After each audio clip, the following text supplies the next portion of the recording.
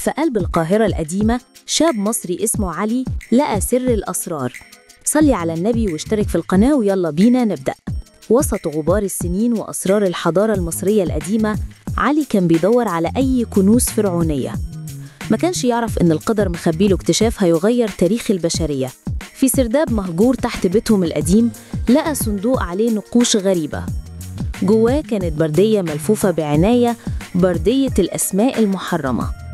البردية دي ما كانتش مجرد ورق قديم، دي كانت بوابة لعالم تاني. فيها كانت أسماء ملوك الجن الحقيقية اللي الفراعنة قديماً استخدموها عشان يتحكموا فيهم. علي بفضوله وبدون ما يعرف خطورة اللي بيعمله بدأ يقرأ الأسماء بصوت عالي. كل اسم كان بينطقه كان بيحس برعشة غريبة في الهواء حواليه. الضلمة بدأت تزيد والأصوات بقت مسموعة، همسات من عالم سفلي. فجأة الأرض اتهزت هزة عنيفة والبردية نورت نور أحمر يخطف الأبصار. علي أطلق سراح 7 ملوك من أقوى ملوك الجن بدون قصد. قوة قديمة ومرعبة رجعت تاني للدنيا، قوة كانت محبوسة آلاف السنين. الجن ما كانوش ناويين على الخير، غضبهم كان زي عاصفة هتدمر كل حاجة. القاهرة اتحولت لساحة معركة بين عالمنا وعالمهم المظلم.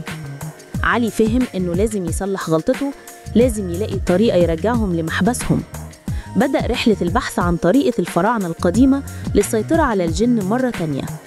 كان لازم يواجه مخاوفه ويخوض مغامرة أخطر من الخيال.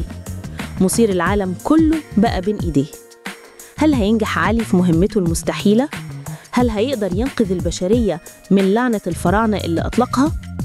السر مدفون في قلب التاريخ بين سطور برديات قديمة منسية. الأحداث لسه بتبدأ والتشويق بيزيد مع كل لحظة. تابعوا معانا عشان تعرفوا إيه اللي هيحصل في رحلة علي المليانة بالأسرار والمخاطر. مغامرة بتجمع بين سحر الحضارة المصرية القديمة وقوة الجن المرعبة. حكايتنا لسه ليها بقية والأسرار لسه بتتكشف. وهنا خلصت حكايتنا، هشوفكم تاني إن شاء الله.